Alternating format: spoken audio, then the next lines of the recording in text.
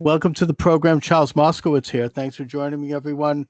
Russ Winter is my guest. Russ is the host of Winter Watch.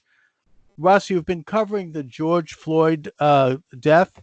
I think that it's safe to say that George Floyd's death triggered a movement in this country that includes some very positive things in terms of falsely accused men, most of whom very well may be black, who are incarcerated unfairly and who have been detained unfairly.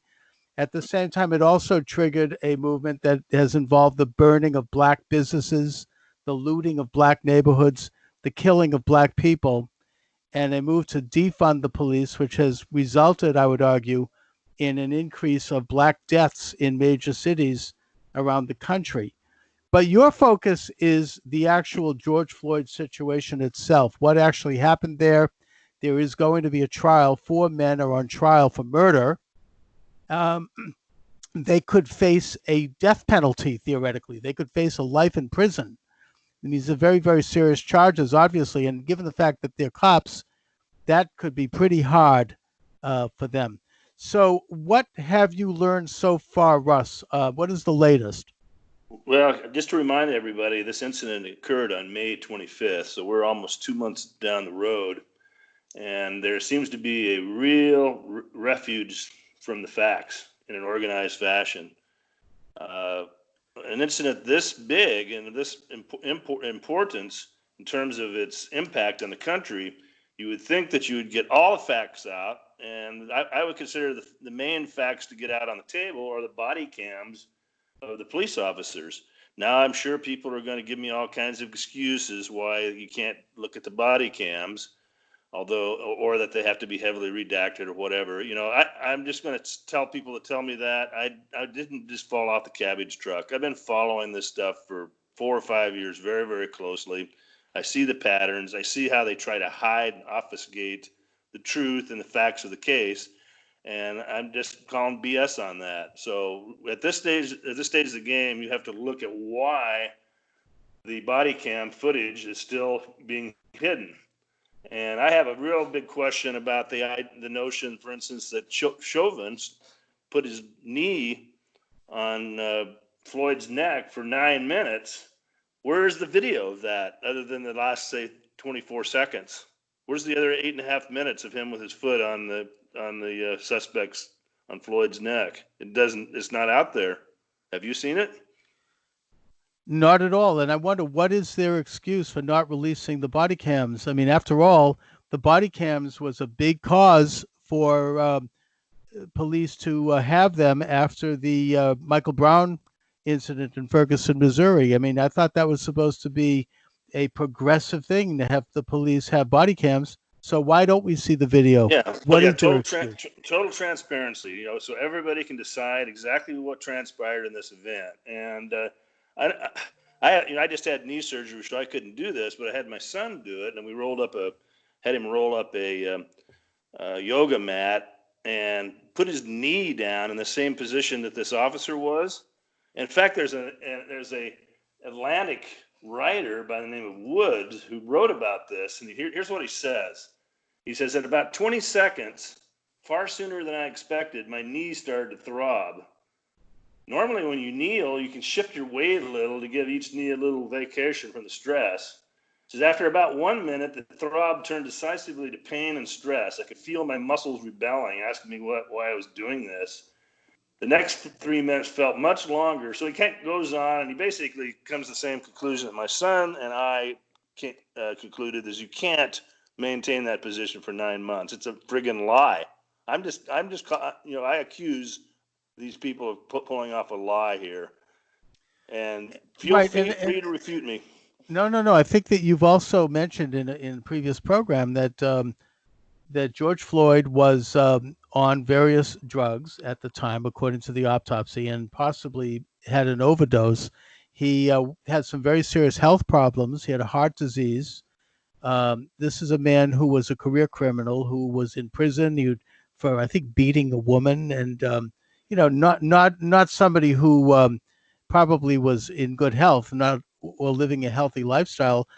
And I guess the question that needs to be raised is whether or not he died of natural causes, or as opposed to having been murdered.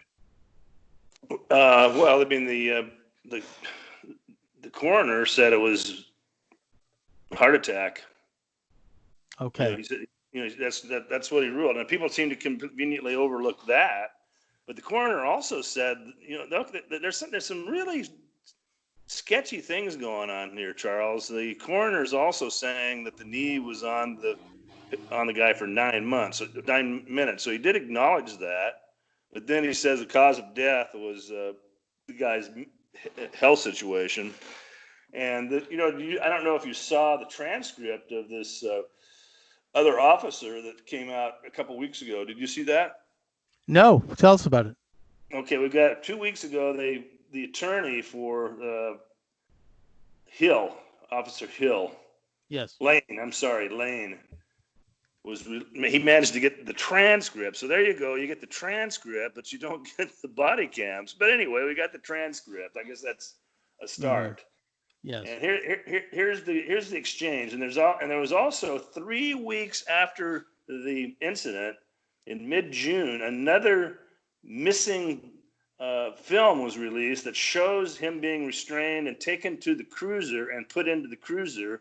And Floyd is stumbling. He just looks like he's highly drugged. He's a big guy. He's highly drugged. He's stumbling around. These officers are very patient with him, trying to get him into the cruiser. This is something that everybody needs to see. I wouldn't exactly say that Floyd is resisting arrest, but he's just out of it. He's a difficult case. You understand? Mm-hmm. And the two officers that are with him, I judge them as very, very restrained and patient, trying to take in their time, trying to get him into the car. But the guys, Floyd's not really cooperating. He's not violent with them, but he's screwing around with them. And here's what he says. Floyd, I'm sorry. I'm so sorry. God dang, man. Man, I got shot the same way, Mr. Officer, before. Lane asked Floyd to step out of the vehicle. So this is when this is okay, to get him into the vehicle. So this is the mystery period of the 9 minutes when he got back out of the vehicle and somehow ended up on the ground that nobody's ever seen on film. Are you following me? Yes, I am. Mm-hmm. Okay. Lane asked Floyd to step out of the vehicle. As he's doing so, Floyd says to him, "Okay, Mr. Officer, please don't shoot me, man. Please, man." Lane, "I'm not going to shoot you. Step out and face away." Floyd, "I'll look at you eye to eye, man, but don't shoot me, man." Lane, "I'm not going to shoot you, man." Floyd, "I just lost my mom, man." Lane asked the witness, Renee Hill, why Floyd is acting erratic. Lane, "Why is he getting all squirrely and not showing his hands and just being all weird like that?" Hill, "I have no clue because he's been shot before," which is, by the way, not true. He had not been shot before by a police officer. Mm-hmm. She's lying to him. Lane, okay, I get that. But still, when an officer tells you to get out of the car, then he turns to Hill and says, "Is he drunk? Is he on something?" Hill, "No, he's got things going on. I'm telling you about the police." What does that mean? So this is when they're getting him out of the car the first time. He had problems all the time when they come, especially when that man put that gun like that. It's been one. So he's high on drugs and he gets paranoid when a gun is produced. Okay, so somewhat understandable, I guess, if you're going to be drugged out of your mind. Right. Mm-hmm. Lane, what does that mean? Okay, as the officers are trying to get Floyd into their squad car, this is later, he repeatedly tells them he's claustrophobic and asks them to crack a windows. So they take him across the street, as you recall. Now they're putting him into the other squad car to take him in. "Y'all, I'm going to die in here. I'm going to die, man. I just had COVID-19, man. I don't want to go back to that," Floyd says. Lane tells Floyd he will roll the windows down and turn the air conditioning on. Floyd tells the officer several times that he cannot breathe and he wants to lie on the ground. This is sitting in the car. I can't. Now, when he made says, the comment, "I can't breathe," this is before the chokehold. This was he was just having trouble breathing. Yeah, that's in right. The car, in the squad car. So he's talking to him. He's if you can believe this whole story, which I kind of don't. I still suspected a big stagecraft here. But if you believe the story, he's basically telling these guys, please get me out of the car and lay me down because I can't breathe. Prior to finally getting Floyd on the ground, he says he cannot breathe multiple times. This is well before anybody's restrained him. And then Derek Chauvin and Tao arrive on the scene. The officers bring Floyd to the ground. When he continues to say he cannot breathe, he repeatedly cries for his mother and says, "Tell my kids I love them. I'm dead." So Floyd knows he's having a heart attack. Right. Mm-hmm. And this was, Chauvin, again, before the chokehold. He was having trouble breathing. He was having a health incident. Right. You're doing a lot of talking, man, Chauvin tells him. At one point, Lane says, "Shall we roll him on his side?" Chauvin, "No, he's staying put where we got him." Lane, "Okay, I just worry about the excited delirium or whatever's going on." Chauvin, "Well, that's why we got the ambulance coming." Lane, "Okay, I suppose." Lane asks a short time later, "Shall we roll him on his side?" Okay, then the EMS arrives to check on Floyd. So you're not really getting a picture here on the transcript of how these guys are restraining him. So you're missing the image. You follow? Yes, I do. We're looking for facts here, folks. So to get the facts, we have to have more than transcript. Okay, nice that you give us the transcript. It gives us a little bit of context, but we still don't have the visual facts. What is wrong? What is wrong with these authorities?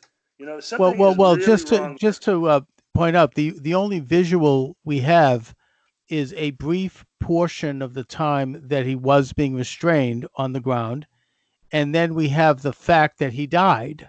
So these two incidences are then put together, and it's assumed that the restraint on the ground killed him. And furthermore, I mean, people are saying murder, including a lot of conservative talk show hosts, I would add. That's just not the facts, because even the conservative talk show hosts have not been given the facts. So this is what I want to focus on: is why haven't the facts been presented?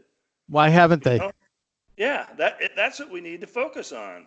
I mean, it seems awfully interesting that this particular event was juxtaposed toward this national campaign, if you will, to bring about a conflict in race relations and these riots, which seem planned in primarily black neighborhoods, with as I've said, black businesses were burned, black people were killed, and black neighborhoods were looted. And it all seems very much like it was inevitably going to happen. If it wasn't this incident, it would have been another incident. And I'm sorry to be political here, but I do think it has everything to do with the fact that this is an election year. I will note that the same thing happened in 2012 with the Trayvon Martin incident in an election year, and that it's hyped up in a way that implies, even though they don't come out and say it, that anyone that isn't on the Democratic side has something against black men and women. Well, there certainly is some sketchy characters in Minnesota, but there's a number of sketchy characters. I'm going to go through all of them. Thank you. One of them is this Minnesota Attorney General Keith Ellison, who's a fifth columnist, a leftist. Yes. And he's engaging in Star Chamber justice. After you read the transcript of this Lane guy, why is he even being charged at all? This guy seems to be acting very reasonably. But again, you're not really being given the segment that we really need to look at, is when they got him down on the ground and started restraining him. That's a very important segment that's missing in the equation. Mr. Ellison, where is it? Why are you holding it back? Why is the FBI holding it back? The FBI's been involved in this. Ellison, you got a great picture of Ellison holding up a copy of the book about Antifa on the Winter Watch. But the question is where's the FBI? Well, where are they? Who are they? They came in this case right from the get-go. And you mean to tell me they don't have access to give the public the whole story of what happened here? Why is the public being kept in the dark? That's the big question. It's not just Ellison. It's not just it's the FBI. Even the administration doesn't, and of course the mainstream media is worthless because they knew no investigative reporting. And 30 years ago, somebody would have got this tape and released it to the public.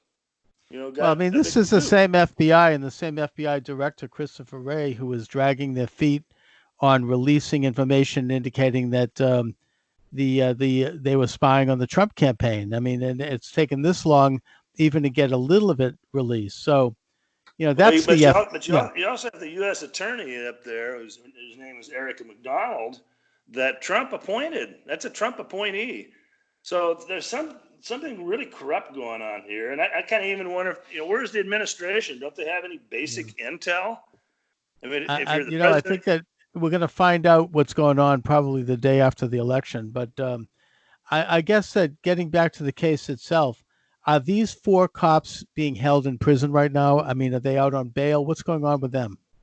it's very unclear, but I think they're being held. I think they're trying to get the other three cops out because I mean, if you look at the transcript, Les Lane was doing something in the rest of the missing film. He looks like he shouldn't have been charged at all. So they're Yeah. going to have to drop the charges on these guys. Maybe Chauvin is going to get some kind of a manslaughter. That's kind of how it feels to me, for maybe using excessive force or not really sizing the situation up well, that the guy was dying. Could But be, but I mean, what likelihood is it that any of these cops had something against George Floyd because he's black?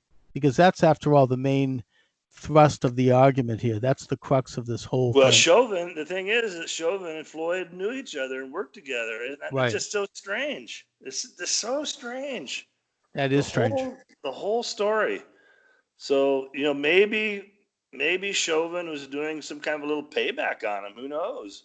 Didn't Yeah, like him. apparently they didn't like each other, but that's personal. I mean, that's not because he's black. I mean, they just they both worked at a Hispanic club as bouncers, I guess, in the Right. So South Side of the Minneapolis. motive would be totally different from how it's being portrayed.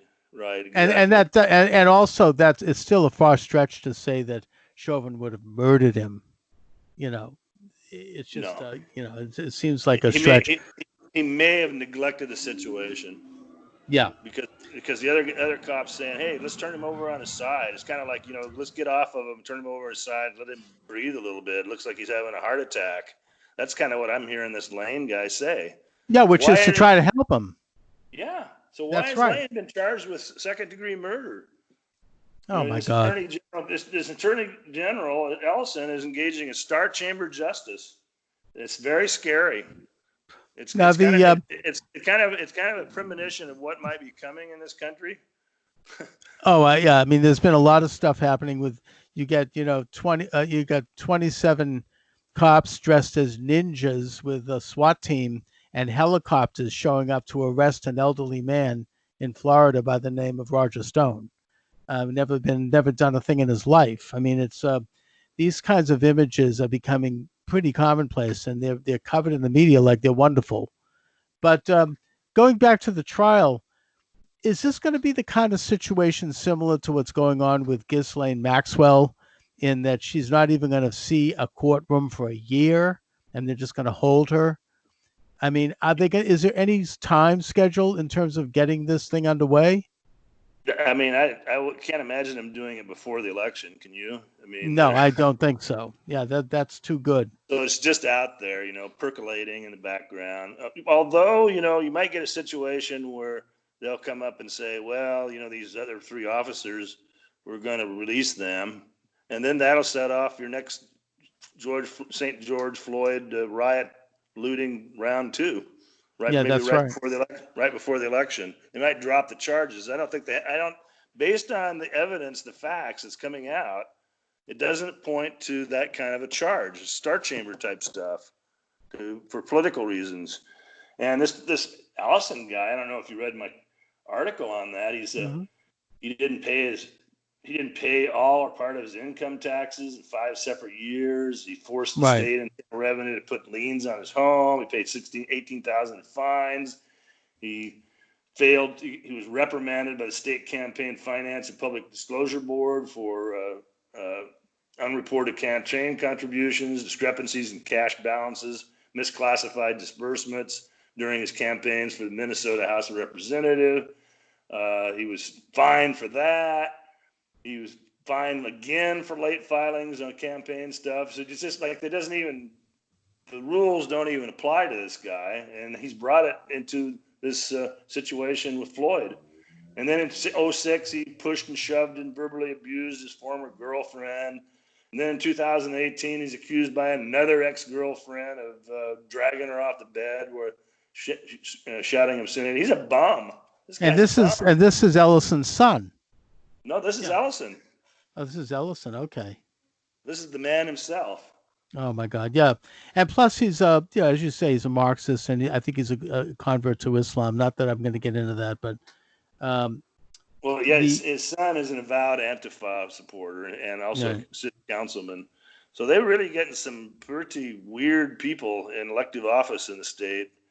Now, is there any pushback on the part of people in Minnesota? I mean, they've got this mayor who allowed rioting to take place, allowed the city to be looted and burned, and did nothing. You've got a governor who basically is the same. These are all liberal Democrats. I mean, is there any sense of anyone saying, hey, what's going on in our state? I'm not seeing much. I mean, I'm seeing a couple of black ladies in New York that are, kind of doing anti-Black Lives Matter action. Yeah, very courageously. They're throwing blue paint. It's such a rarity. Yeah, right. Well, it may not be a rarity on election day. Let's see. I mean, people may be too intimidated to talk about what they think. Anyways, Russ, but you did a great job with this article. It's up on Winter Watch. Check it out. A now for the rest of the George Floyd psy-op.